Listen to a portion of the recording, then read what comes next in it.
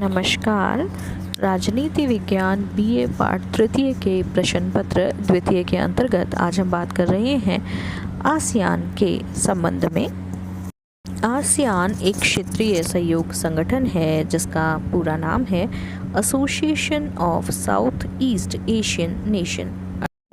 यह दक्षिणी पूर्वी एशियाई देशों का संगठन एक क्षेत्रीय संगठन है जो एशिया प्रशांत के उपनिवेशी राष्ट्रों के बढ़ते तनाव के बीच राजनीतिक और सामाजिक स्थिरता को बढ़ावा देने के लिए स्थापित किया गया था। आसियान का आदर्श वाक्य रहा one vision, one identity and one community. 8 अगस्त 1967 को बैंकॉक घोषणा पत्र के द्वारा इसकी स्थापना हुई थी। आसियान का सचिवालय इंडोनेशिया की राजधानी जकार्ता में है। सदस्य राष्ट्रों की बात करें तो इसके 10 सदस्य राष्ट्र रहे हैं: Indonesia, Malaysia, Philippines, Singapore, Thailand, Brunei, Vietnam, Laos, Myanmar और कंबोडिया।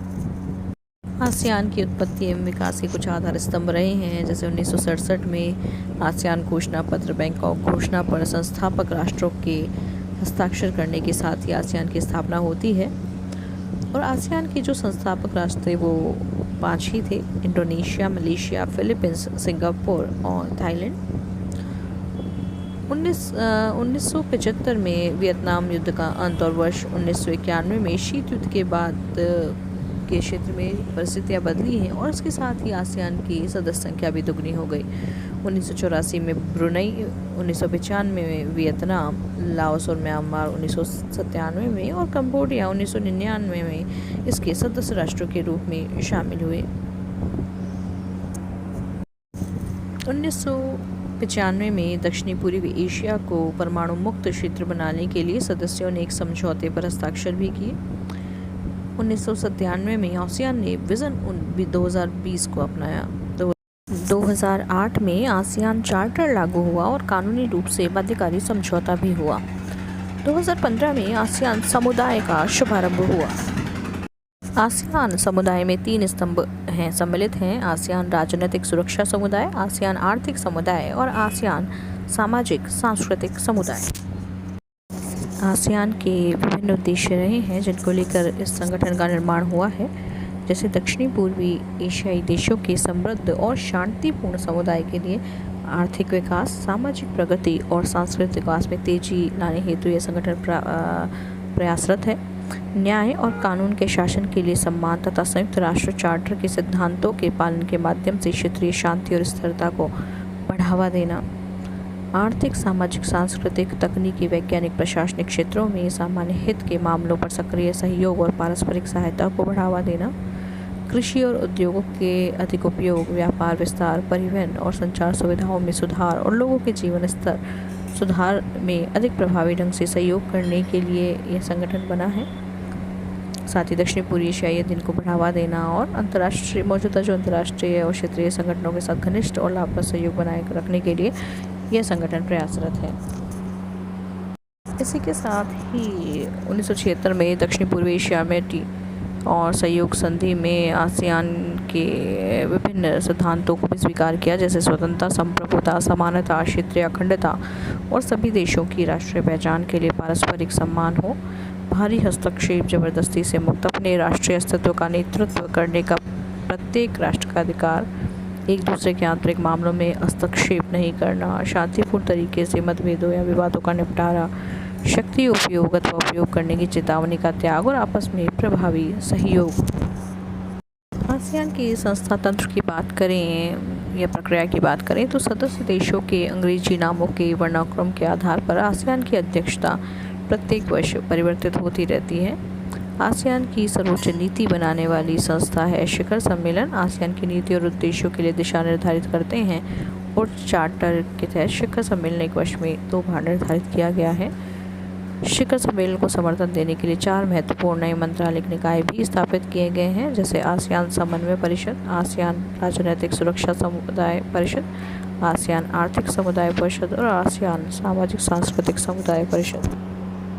आसियान में निर्णय लेने का प्राथमिक तरीका परामर्श एवं सहमति है। हालांकि चार्टर आसियान में सिद्धांतों को बताया गया है, जिसका अर्थ है कि यदि सभी सदस्य राष्ट्र में सहमति है तो भागीदारी के लिए एक सूत्र का उपयोग किया जा सकता है ताकि जो सदस्य तैयार हो वे आगे बढ़ सकें, जबकि वे सदस्य जिन्हें कार्यान्वयन के लिए अधिक समय की आवश्यकता है वो एक समय रेखा को लागू कर सकें। आसियान के नेतृत्व वाले विभिन्न मंच हैं, जैसे आसियान क्षेत्रीय मंच है ARF, ये 1993 में शुरू किया गया और 27 सदस्यीय बहुपक्षीय समूह क्षेत्रीय विश्वास निर्माण और निवारक कूटनीति में योगदान करने के लिए राजनीतिक और सुरक्षा मुद्दों पर सहयोग हेतु विकसित किया गया था। ASEAN+3 1997 में इसको शुरू किया गया। इसमें आसियान के 10 सदस्यों सहित चीन, जापान और दक्षिणी कोरिया को भी ऐसा अपने साथ लाता है। पूर्व एशियाई शिखर सम्मेलन EAS यह पहली बार 2005 में आयोजित हुआ था, जिसका उद्देश्य क्षेत्र में सुरक्षा एवं समृद्धि को बढ़ावा देना है।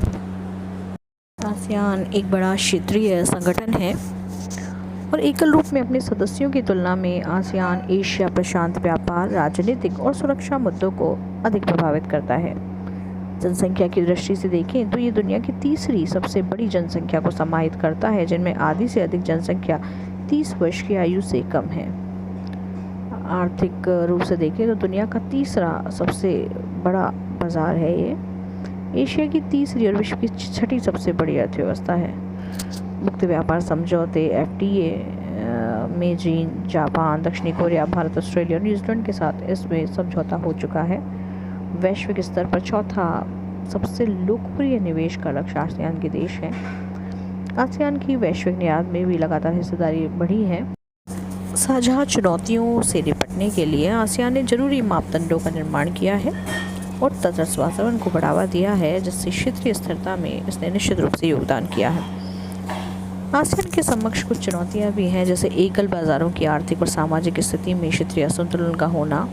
आसियान सदस्य राष्ट्रों के बीच अमीरी और गरीबी का अंतर बहुत ज़्यादा है और आय की असमानता भी अधिक है। जैसे सिंगापुर अधिक सक्षम राष्ट्र है, जबकि कंबोडिया कम सक्षम राष्ट्र है। कम विकसित देशों को क्षेत्रीय योजनाओं, प्रतिबद्धताओं को लागू करने के लिए संसाधनों की कमी का सामना करना पड़ता है। जो सदस्य राष्ट्र हैं आसियान की, उनकी राजनीतिक प्रणाली भी अलग अलग है, जैसे लोकतंत्र का, कम्युनिस्ट होना, सत्तावादी होना।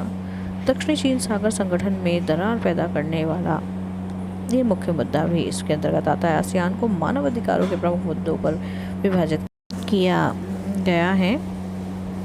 चीन के संबंध में भी एक एकीकृत दृष्टिकोण का अभाव है या असमर्थता है, जो बातचीत नहीं की जा पा रही, खासतौर पे दक्षिणी चीन सागर से संबंधित दावों के जवाब में।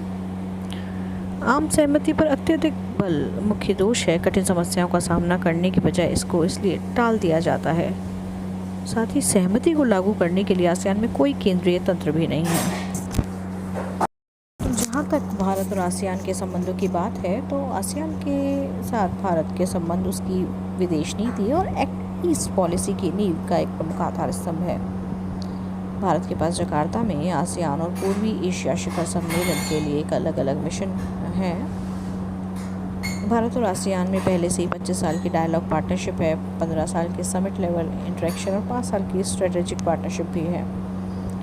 आर्थिक सहयोग की बात करें तो आसियान भारत का चौथा सबसे बड़ा व्यापारिक भागीदार है। आसियान के साथ लगभग भारत का अनुमानित व्यापार भारत के कुल व्यापार का 10% है और भारत के कुल निर्यात का आसियान से निर्यात भी लगभग 11% के आसपास है।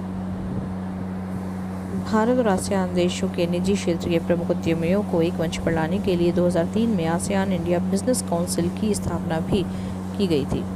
सामाजिक सांस्कृतिक सहयोग की बात करें तो आसियान के साथ पीपल टू पीपल इंटरेक्शन को बढ़ावा देने के लिए विभिन्न कार्यक्रम, जैसे भारत में आसियान छात्रों को आमंत्रित करना, आसियान राजनयिकों के लिए विशेष प्रशिक्षण पाठ्यक्रम, सांसदों का आदान प्रदान आदि भी दोनों के मध्य चलते रहते हैं।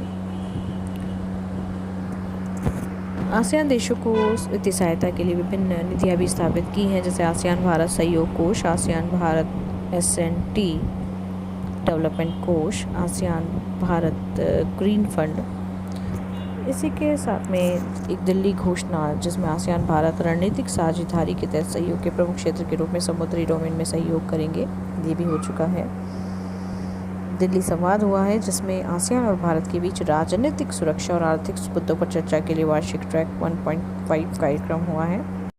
इनके अतिरिक्त भी विभिन्न क्षेत्रों जैसे रणनीतिक क्षेत्र में सहयोग के लिए, सुरक्षा क्षेत्र में सहयोग के लिए, वैज्ञानिक अनुसंधान के क्षेत्र में सहयोग के लिए विभिन्न समझौते एवं साझेदारियाँ भारत और आसियान के मध्य विकसित की गई हैं।